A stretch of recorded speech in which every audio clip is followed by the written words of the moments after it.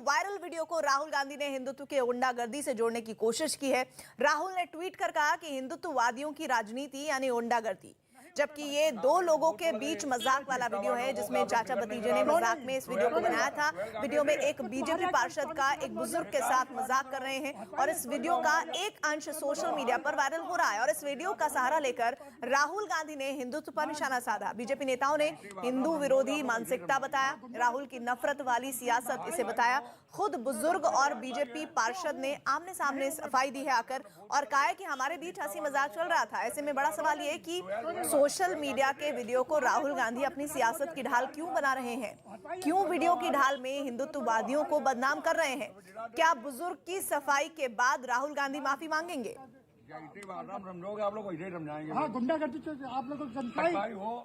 और बीजेपी नेता अमित मालवीय ने कहा कि असलियत यह है कि दोनों आपस में परिचित हैं और उनके बीच मजाक में की गई बात को राहुल गांधी ने हिंदुओं का अपमान करने का जरिया बना लिया।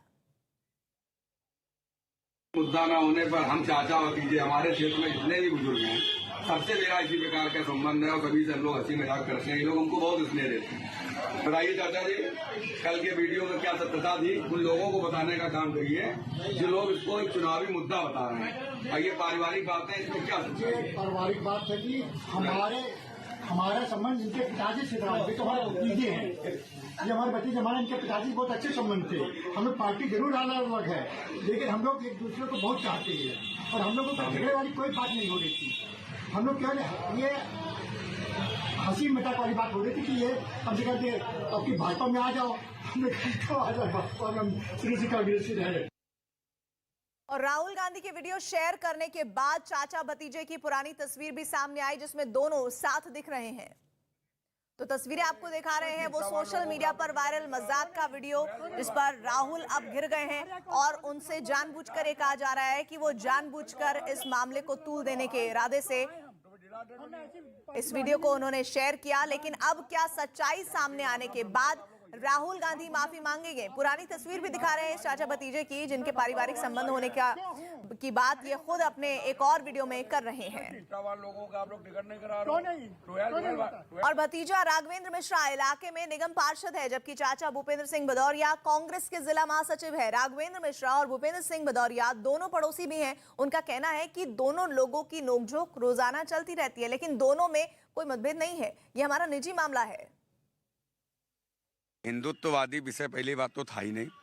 इसको तोड़ मरोड़ के जिस तरह से समाज के अंदर पेश करने का काम किया गया है ये बिल्कुल बेहद शर्मनाक है।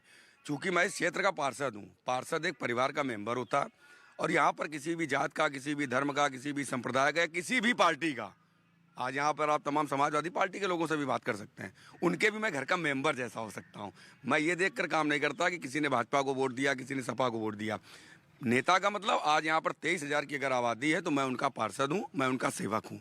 इस भाव से हम लोग इस क्षेत्र में काम करते हैं। हमारे यहाँ तमाम माताएं रास्ते चलते वो भी हमें डांटती हैं, हम उनसे भी कुछ ले लेते हैं। किसी से आशीर्वाद स्वरूप है चाचा 10 रुपये दो, तो ये हिंदुत्ववादी विचारधारा की सोच बेहद शर्मनाक है। इस विषय से इस चीज़ का कोई संबंध नहीं है। और जहाँ तक हिंदुत्ववादी विचारधारा का लोग है, जो चाचा खड़े हैं, हमारे यहाँ माँ काली देवी का मंदिर है, बहुप्रतिष्ठित मंदिर है और यहाँ हमें लग रहा 10-20 जिलों से लोग दर्शन माँ काली के करने आते हैं। उसके अनन्य भक्त हैं, ये भी हिंदू हैं, ये उसके अनन्य भक्त हैं। ये दिन रात सेवा करते हैं। हो सकता है हम तो नीचे से प्रणाम करके निकल जाते हैं, लेकिन ये सवेरे 7 बजे आरती में भी जाते हैं, शाम को भी जाते हैं, तो ये भी हिंदू है ना। तो इसको हिंदुत्व से जोड़ने का कोई विषय ही नहीं है। तो हम लोग तो सबके काम कर रहे हैं। और दूसरी चीज़, इसका राजनीतिकरण जिस तरह से किया गया इसका हम पूर्ण रूप से खंडन भी करते हैं। इसमें वो हंसी वाला पार्ट हटा दिया गया है, जो हम लोग हंस रहे थे वो हटा दिया गया और वैसा वायरल कर दिया गया। तो इसमें उनको भी गलती नहीं, उनको क्या मालूम कि ये लोग मजाक कर रहे हैं। उन्होंने सही में समझा, उन्होंने ये सही समझा कि ये लोग झगड़ रहे हैं, लेकिन ऐसा नहीं था। तो उनको ये मालूम नहीं था ना, इसलिए उन्होंने ट्वीट किया। भाई उनके पास तो वीडियो पहुंचा, उसमें जैसे लग रहा है कि हम लोग ये झगड़ा कर रहे हैं। और बीजेपी नेता संजीव बालियान कहते हैं कि राहुल गांधी उत्तर प्रदेश के लिए महत्वपूर्ण नहीं है, वो चुनाव में दिखाई भी नहीं दे रहे हैं। राहुल गांधी कह रहे हैं कि हिंदुत्ववादियों की राजनीति गुंडागर्दी के एक वीडियो उन्होंने ट्वीट किया, उसके आधार पे आपने देखा भी होगा। नहीं, मैं आजकल चुनाव में देख नहीं पाया और राहुल गांधी अब कोई ऐसे महत्वपूर्ण से लगते भी नहीं कि उनकी बातों को देखा जाए। वो तो आप लोग ही कभी कभी बता देते हो, चूंकि उत्तर प्रदेश के चुनाव में तो बेचारा वो कहीं दिखाई नहीं दे रहा, तो उसकी टीआरपी क्यों बढ़ाओ उसकी बात करके। और चलिए इस दंगल में आगे बढ़ते हैं। इधर बीजेपी ने सरोजनी नगर सीट पर दावेदारी की मारामारी के बीच राजेश्वर सिंह को टिकट दिया है। सरोजनी नगर सीट पर जहां पति दयाशंकर सिंह और पत्नी स्वाति सिंह दोनों टिकट की दावेदारी कर रहे थे, लेकिन दोनों का पत्ता कट गया और टिकट मिला ईडी के पूर्व डायरेक्टर राजेश्वर सिंह को। टिकट कटने के बाद स्वाति सिंह ने पार्टी छोड़ने की खबरों पर विराम लगा दिया। स्वाति सिंह ने प्रेस कॉन्फ्रेंस कर साफ कर दिया कि वो किसी और पार्टी में नहीं जा रही हैं और आजीवन इसी पार्टी में रहेंगी।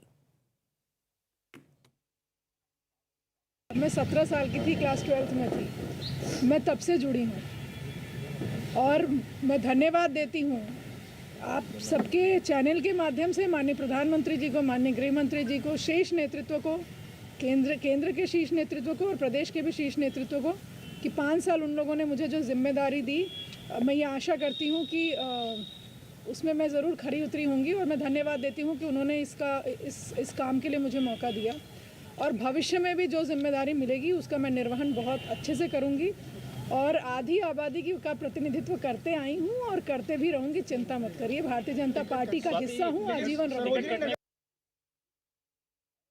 आप एक चीज ये बताइए, मेरे चेहरे से नाराजगी लग रही है आपको? सपा में जाने की कुछ खबरें आ रही हैं। हाँ, मैंने भी कल देखा टीवी में। मैंने बताया आप लोगों को शुरुआत में ही कि जब मैं 17 साल की थी, क्लास 12th में, तब मैंने विद्यार्थी परिषद ज्वाइन किया था।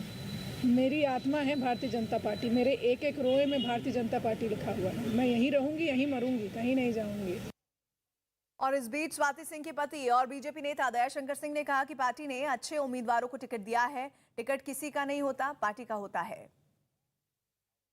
बहुत अच्छी सूची आई है और पार्टी ने बहुत सोच समझ करके बहुत अच्छे उम्मीदवारों को जो है चयन किया है और मैं समझता हूं कि पिछली बार हम लोग यहाँ पर 9 में से 8 सीटें जीते थे, इस बार 9 के 9 सीटें जीतेंगे। ये टिकट पार्टी किसको लड़ाए, ये पार्टी अपने हिसाब से सोचती है, हर परिस्थितियों के और आकलन करके वर्तमान में क्या सबसे अच्छा हो सकता है, इस पर पार्टी जो है निर्णय करती है। और उत्तर प्रदेश में पहले चरण के लिए हो रहे चुनाव प्रचार में बीजेपी ने पूरी ताकत झोंक दी है। गृह मंत्री अमित शाह यूपी के अतरौली और बदायूं में जनसभा उन्होंने की। उत्तर प्रदेश के सीएम योगी आदित्यनाथ भी बुलंदशहर और मथुरा में चुनाव प्रचार कर रहे हैं। चुनावी मंच से योगी आदित्यनाथ ने समाजवादी पार्टी और आरएलडी की जोड़ी पर निशाना साधा। योगी ने कहा कि 2 लड़कों की जोड़ी 2017 में भी आई थी। साथ ही उन्होंने कहा कि इनका भी हश्र 2017 वाला होगा। कि जब 2017 में मैं आया था तब आतंक का माहौल था, बेटियां सुरक्षित नहीं थी, बेटियां सुरक्षित नहीं थी, व्यापारी सुरक्षित नहीं था और ये जो 2 लड़कों की जोड़ी आई है ना,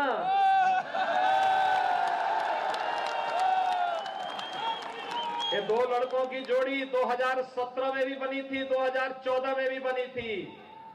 2017 में प्रदेश की जनता ने एक दिल्ली में रहने वाले और एक लखनऊ में रहने वाले दोनों जोड़ी को कहा था कि तुम इस लायक हो ही नहीं भाई।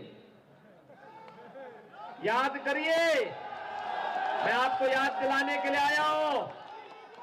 भाइयों बहनों, 2013 में जब मुजफ्फरनगर का दंगा हुआ था और सचिन और गौरव नाम के 2 जाट युवकों की निर्मम हत्या हुई थी, लखनऊ वाला जो लड़का है ना, इस सत्ता में था और तब हत्या करवा रहा था, हत्यारों को प्रश्रय दे रहा था, दंगाइयों को लखनऊ में बुला करके उनका सम्मान कर रहा था।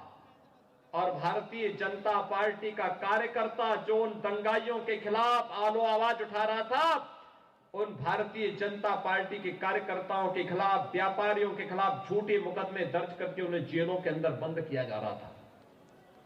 और दिल्ली वाला लड़का तमाशा बना के तब भी कहता था अरे दंगाइयों के खिलाफ ज्यादा कार्रवाई नहीं होनी चाहिए, उनका बचाव तब भी कर रहे थे।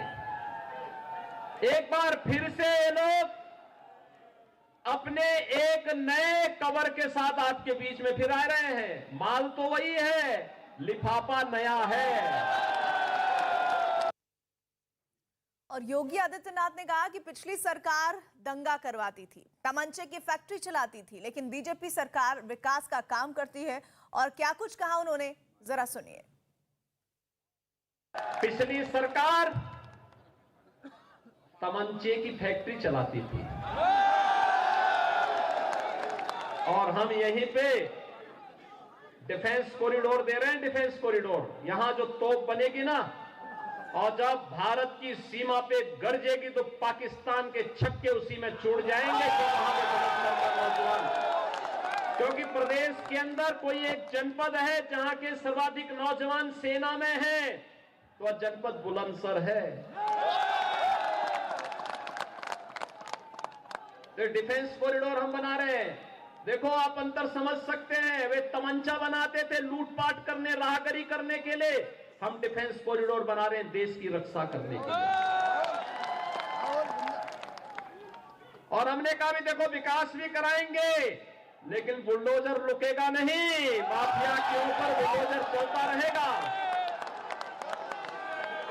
दंगाइयों के फोटो फिर से लगाएंगे चौराहे चौराहे पर, और नोटिस जाएगी कि तुमने इतने साल पहले दंगा किया था, अब बेटा समय आ गया, इसकी भरपाई भी कर लो। बुलंदशहर के बाद एक और चुनावी सभा में सीएम योगी आदित्यनाथ ने अखिलेश यादव पर जमकर निशाना साधा। अखिलेश यादव की लाल पोटली पर सीएम योगी आदित्यनाथ ने तंज कसा। ये जो लाल टोपी है ना, ये रेड अलर्ट है। हिस्ट्री सीटर और मुजफ्फरनगर के दंगों से जिन हिंदुओं का रक्त बहा था, उनके खून से रंगी हुई टोपी है। राम भक्तों के खून से सनी हुई टोपी है। इसलिए अलर्ट, लोगों को अलर्ट कर देने की आवश्यकता है। इसका मतलब दंगा, इसका मतलब पेशेवर माफिया, और इसका मतलब अवसरवादिता। अतरौली के मंच से गृह मंत्री ने अखिलेश पर जमकर निशाना साधा है। कहा है कि दूसरों को वैक्सीन न लगवाने की बात कहने वाले खुद छिपकर वैक्सीन लगवाते हैं। आप मुझे बताइए भाई, कितने लोगों ने टीके लिए? हाथ ऊपर करिए तो। सबने लिए ना? एक पैसा देना पड़ा है आपको? जोर से बोलो, देना पड़ा है क्या? ये अखिलेश बाबू टीके का विरोध करते थे कि ये तो भाजपा का टीका है, हम नहीं लगाएंगे। मित्रों, उन्होंने देश की और उत्तर प्रदेश की जनता को गुमराह करने का प्रयास किया। ये बात अलग है, बाद में डरकर उन्होंने भी लगवा दिया, मगर उनकी मानकर अगर टीका न लगाते तो एक तीसरी लहर में हम बच पाते क्या? अभी अन्न की पोटली लेकर निकलते हैं अखिलेश जी। अखिलेश जी, अगर एक कोई नई पार्टी के लिए तो हम मान ले। आपकी तो कई साल सरकार रही है, आपकी रही, मुलायम सिंह जी की रही। कब खरीद की, इसका हिसाब किताब लेकर आओ जरा। लाना चाहिए नहीं लाना चाहिए भाई? जोर से बोलो, लाना चाहिए नहीं लाना चाहिए? मित्रों, ये कभी भी किसानों का भला नहीं कर सकते। ये अपने परिवार का भला करते हैं और किसी का भला नहीं। अभी एक समाजवादी इत्र वाले के यहाँ रेड हुई, 250 करोड़ रुपया निकला। 250 के मंच पूरा भर जाए इतना रुपया। अब रेड करी तो क्या मोदी जी राजनीति करते हैं? भाई, आपका पहले ये बता दो कि एक इत्र वाले के वहां रेड हुई और 250 करोड़ रुपया बेनामी पकड़ा गया, इससे आपके रिश्ता क्या है? बताना चाहिए नहीं बताना चाहिए? और अगर रिश्ता नहीं है तो आपको दुख क्यों हो रहा है? क्यों दुख हो रहा है? क्योंकि हमारे चुनाव लड़ने की व्यवस्था थी। अरे भाई, 250 करोड़ रुपया, 250 करोड़। मित्रों, ये लोग पारदर्शिता से शासन नहीं कर सकते, भ्रष्टाचार से मुक्त नहीं कर सकते। भ्रष्टाचार मुक्त शासन केवल और केवल नरेंद्र मोदी के नेतृत्व में भारतीय जनता पार्टी और कमल निशान। मंच से अमित शाह ने कहा कि अखिलेश राज में हर जिले में एक बाहुबली और एक माफिया होता था। ऐसे लोग पिछले 3 सालों से जेल में बंद है। अब यूपी में कोई बाहुबली नहीं है, बल्कि बजरंग बली है। इनके जमाने में हर उत्तर प्रदेश के जिले में, जनपद में एक बाहुबली होता था और एक माफिया होता था। अभी कोई है? कोई बाहुबली नहीं है तो सिर्फ बजरंग बली है और कोई नहीं है। भाई दिखाई पड़ता है बाहुबली? अरे यार जोर से बोलो ना, दिखाई पड़ता है? पक्का? तो कमल को वोट देना चाहिए, नहीं देना चाहिए? योगी जी ने बाहुबलियों के कब्जे से 2000 करोड़ की भूमि को मुक्त कराकर गरीबों के आवास बनाने का काम योगी आदित्यनाथ ने। और अब बात एलएलडी के प्रमुख जयंत चौधरी के उस बयान की जिस पर उत्तर प्रदेश का सियासी पारा हाई हो गया है। पार्टी कार्यकर्ताओं को जीत का मंत्र देते हुए आरएलडी नेता जयंत चौधरी बीजेपी पर ऐसा कुछ बोल गए जिस पर सियासत गर्मा गई। जयंत चौधरी ने चुनाव प्रचार के दौरान बीजेपी कार्यकर्ताओं की चर्बी उतार देने वाला विवादास्पद बयान दे डाला। उन्होंने अपने कार्यकर्ताओं से अपील की कि ईवीएम का ऐसा बटन दबाओ कि बीजेपी कार्यकर्ताओं की चर्बी उतर जाए। ऐसा भर भर के वोट दो, ईवीएम की मशीन को ऐसा भर के दो, नलके के बटन, हैंडपंप के बटन को ऐसा दबाओ कि भारतीय जनता पार्टी की जो चर्बी चल रही है, सारे नेताओं की चर्बी उतार दो आप। वहीं केंद्रीय मंत्री संजीव बालियान ने जयंत चौधरी के चर्बी वाले बयान पर जवाब दिया। उन्होंने जयंत पर पलटवार किया कि यूपी की जनता तय करेगी किसकी चर्बी उतारनी है। हमारे साथ संजीव बालियान हैं, मुजफ्फरनगर के सांसद और केंद्रीय मंत्री हैं। जयंत चौधरी कह रहे हैं कि बीजेपी के नेताओं की चर्बी उतार दीजिए, वोट देकर बीजेपी की चर्बी उतार दीजिए। चलो वो उनकी इच्छा है, वो विपक्ष में हमारे चुनाव लड़ रहे हैं, वो अपनी बात कहेंगे, अपनी बात कहेंगे। ये तो लोगों के हाथ में है कि किसकी चर्बी निकालते हैं। ये तो लोगों को निर्णय लेना है। ये ना उनके कहने से लेंगे ना मेरे कहने से लेंगे, वो तो अपनी सोच के हिसाब से लेंगे। लेकिन आपको क्या लगता है कि जनता किसकी चर्बी उतारेगी इस बार के चुनाव में? क्योंकि आप लोग कह रहे हैं कि गर्मी शांत हो जाएगी और जयंत चौधरी कह रहे हैं कि चर्बी उतार दे, तो जनता किसकी चर्बी उतारेगी? मुझे तो ऐसा लगता है कि जनता हमारे साथ रहेगी। ये चर्बी शब्द इस्तेमाल मैं नहीं करना चाहता। जयंत चौधरी ने किया, ठीक है, उसने किया, उसकी इच्छा है।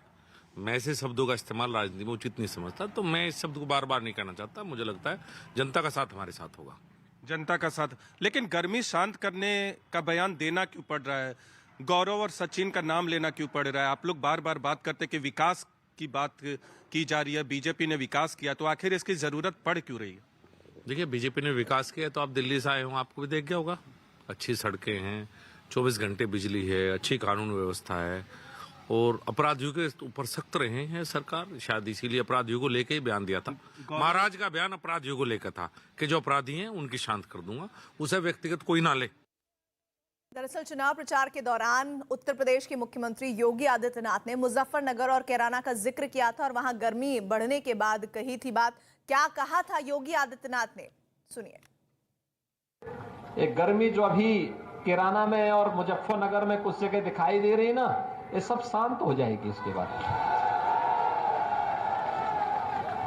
क्योंकि गर्मी कैसे शांत होगी, ये तो मैं मई और जून में भी इसको बहुत शिमला बना देता हूं।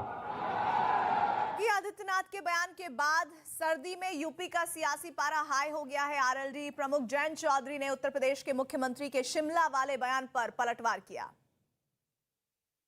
इनकी गर्मी निकाल दूंगा और मई जून में शिमला जैसी ठंड हो जाएगी। मुझे लग रहा है कि पिछले हफ्ते जो एक शीत लहर आई थी, इनका माथा बहुत बड़ा है, इन्हीं को ठंड लग गई। और आइए आपको एक बार फिर सुनवाते हैं कि योगी ने चुनाव प्रचार के दौरान क्या कहा था, जिस पर जयंत चौधरी ने वार किया था।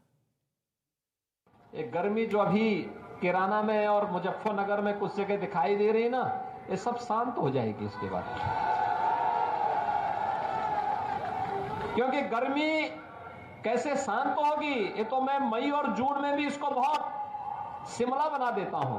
योगी बाबा जो कह रहे हैं कि इनकी गर्मी निकाल दूंगा और मई जून में शिमला जैसी ठंड हो जाएगी, मुझे लग रहा है कि पिछले हफ्ते जो एक शीत लहर आई थी, इनका माथा बहुत बड़ा है, इन्हीं को ठंड लग गई। समाजवादी पार्टी के अध्यक्ष अखिलेश यादव ने भी गर्मी वाले बयान पर जवाब दिया। तो ये जो मुख्यमंत्री जी के अंदर गर्मी आ रही है, वो इसलिए गर्मी आ रही है कि ये टिकट जगह जगह मांग रहे थे, इनकी मनपसंद टिकट उन्हें नहीं मिली, उन्हें वापस उन्हें घर भेज दिया गया है। प्रधानमंत्री जी ने इन्हें पैदल पैदल चलाया। जो पैदल पैदल चल रहे हैं वो बेदल हैं। कभी मुख्यमंत्री से पूछेगा उनका दल कौन सा है, क्या वो भारतीय जनता पार्टी के सदस्य हैं? और भारतीय जनता पार्टी ने तय किया है कि जिस तरीके से इन्हें पैदल पैदल चलाया, आने वाले समय में इनको कुछ मिलने वाला नहीं है, इसलिए इनकी भाषा बदल गई है। और जब से गठबंधन के लोग और गठबंधन के लोगों को समर्थन मिला है, इनके चेहरे पर तोते उड़ गए हैं।